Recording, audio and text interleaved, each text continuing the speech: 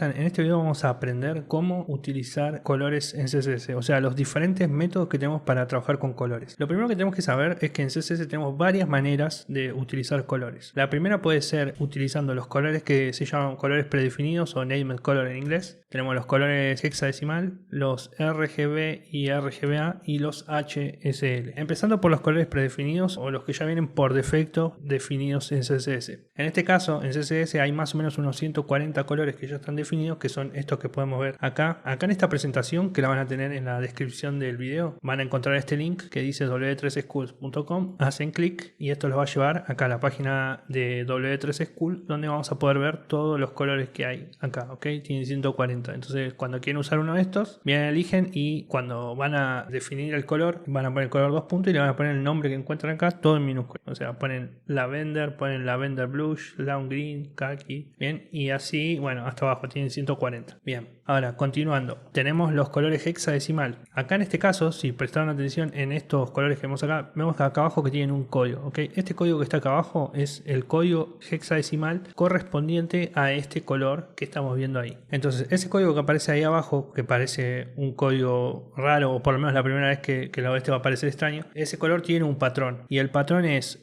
para las dos posiciones es cuánta cantidad de rojo va a tener ese color, para las segundas dos posiciones cuánta cantidad de verde y para las últimas dos posiciones cuánta cantidad de azul va a tener ese color. Ok, acá en este caso yo le puse RRBBAA por rojo, verde y azul. Acá tenemos un ejemplo. Por ejemplo, si en las primeras dos posiciones utilizamos FF, que FF en hexadecimal es el valor más alto que podemos representar con dos dígitos, ok, o sea con dos posiciones. En el caso de la siguiente vamos a ver que tiene todo 00, que es la menor posición, que en este caso lo que estoy diciendo es que en las primeras dos posiciones tengo el valor máximo que puedo de rojo, en las segundas dos hay ausencia de verde y en las últimas dos hay ausencia de azul. Entonces esto quiere decir que va a ser un rojo puro. En el caso del verde, lo mismo, en las primeras dos posiciones está 00, que quiere decir que hay ausencia de color rojo. En las segundas dos, FF, que es el valor máximo que podemos representar con dos dígitos utilizando un valor hexadecimal, o sea base 16. Y en las últimas dos posiciones, que es ausencia de azul. Entonces voy a tener un color verde puro. Lo mismo va a pasar con el azul. Bueno, como les comentaba, en cada una de esas dos posiciones generalmente nosotros estamos aplicando rojo, verde y azul. Entonces esto quiere decir que si nosotros tenemos diferentes valores en cada uno de estas posiciones, vamos a tener un color diferente. Acá en este caso, en este ejemplo, estoy mostrando que el 0 y el A es una porción de rojo, el 14 es una porción de verde y el 1E es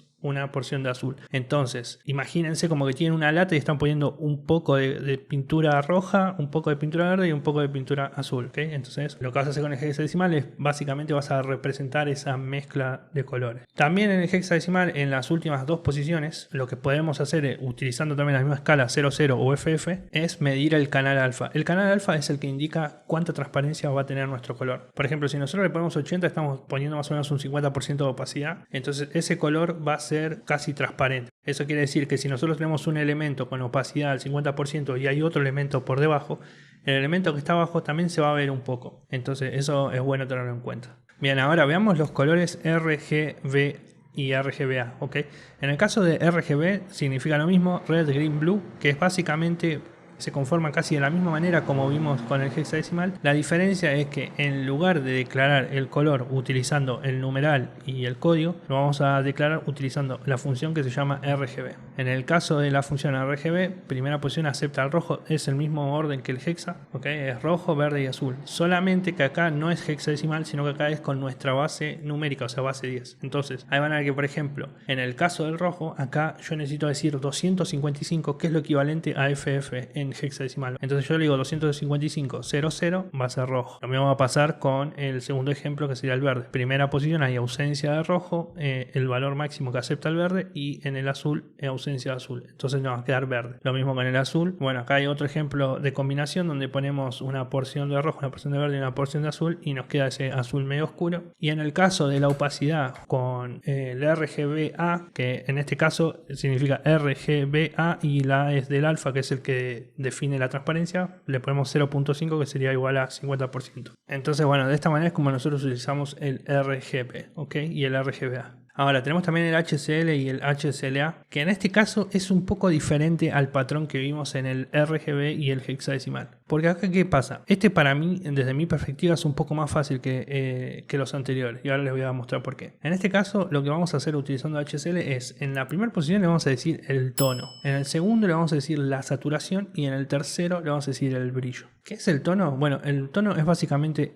el color, ¿ok? Y acá en este ejemplo se van a dar cuenta por qué. Van a ver que nosotros, por ejemplo, en el 0 nosotros tenemos el color rojo, pero a su vez el 0 también es el 360, que es el número más alto. Entonces nosotros para definir el color rojo podríamos utilizar, por ejemplo, en HSL, en la primera posición en el tono le vamos a decir 360 o 0, y después en la segunda posición que le vamos a decir la saturación, en este caso es cuánto color queremos ponerle. La ausencia de saturación es gris. O sea, cualquier valor que nosotros utilicemos de la rueda esta de colores con saturación al 0% va a ser gris, porque es la ausencia de color básicamente. Entonces lo que va a pasar en ese caso, cualquier color va a ser gris. Y en la última posición está en 50%. ¿Por qué? Porque es el balance entre mucha luz y nada de luz. O sea, si en la última posición, en el 50%, nosotros le decimos 0%, lo que estamos diciéndole es que ese color, independientemente del tono y la saturación, está en 0%, quiere decir que no hay luz. O sea, si te metes adentro de tu cuarto, cerrás la puerta, apagas todas las luces, vas a ver que vos, por más que tengas una remera azul y te mirás, no vas a ver nada, está oscuro, no hay color, no hay luz. Entonces básicamente eso. Lo mismo pasa en el opuesto. Si le pones 100% de luz, como que te pongas una lámpara en el medio del ojo e intentes ver el color de tu camiseta,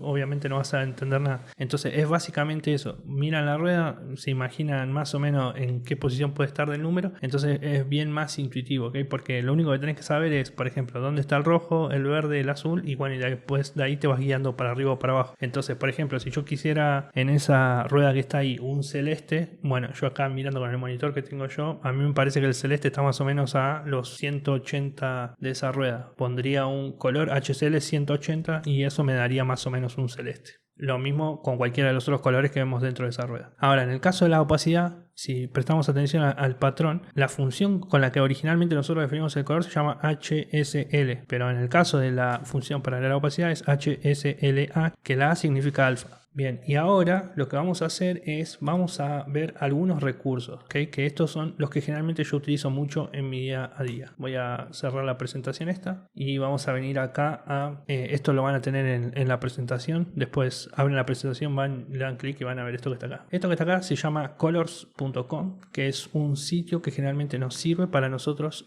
poder definir paletas de colores, ¿ok? En este caso van a ver que están estos colores acá. Si yo toco la barra, empiezan a aparecer colores random. Entonces de esta manera podemos ir generando paletas de colores. Bien, entonces, me gusta este color, hago clic en el candadito y sigo tocando el espacio y va a ir cambiando de colores. Me gustan estos dos y así vas cambiando los colores hasta que encontrás algunos que te gusten. También, si venimos acá donde dice tools, vamos acá donde dice explorar paletas, explorer palettes, vamos a ver que acá hay paletas de colores que son generalmente las que más se utilizan. Bueno, para si mi internet me ayuda, que está un poco lento, voy a actualizar esto, ahí está. Estas son las paletas que más se utilizan. Entonces acá van a ver que tiene los me gusta. Acá dice 63.6K. Esta, por ejemplo, 105.8K. Entonces estas son paletas que están bien validadas, por decirlo de alguna manera. Bien, este es el primer recurso. Y ahora el segundo, que es uno de los que más me gusta. O sea, literalmente fue un antes y después a la hora de trabajar. Que es esta página que se llama Real Time Colors. Esta página que está acá, si nosotros vemos acá abajo, tenemos todos estos botones que están acá. ¿Y para qué son estos botones? Bueno, acá en este caso nosotros podríamos decirle qué color queremos para el texto y esto te lo muda en tiempo real. Por ejemplo, ahora vemos que el texto está con este color. Si yo le pongo, no sé, un verde, ahí vamos a ver que tiene ese verde ahí un poco más fuerte. Lo mismo con el color de fondo. Si yo lo modifico acá, vamos a ver que me cambia el color de fondo. Pero eso no es tanto lo importante, sino que nosotros tenemos este botoncito acá con un dado, que lo que hace es que nos va a tirar colores random hasta que encontremos uno que más o menos nos gusta. Por ejemplo, me gusta este que está acá. Ahora lo quiero exportar, hago clic acá y acá te va a dar, por ejemplo, en CSS te va a dar todos los estilos que necesitas, ¿ok?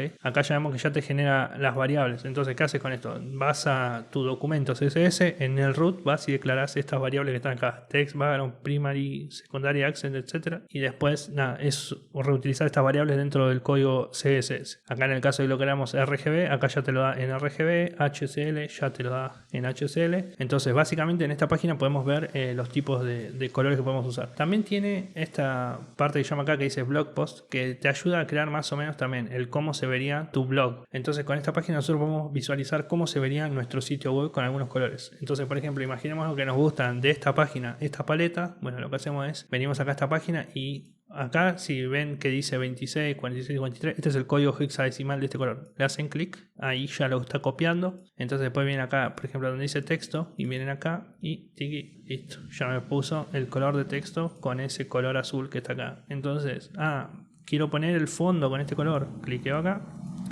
vengo acá donde dice background, selecciono fafafa.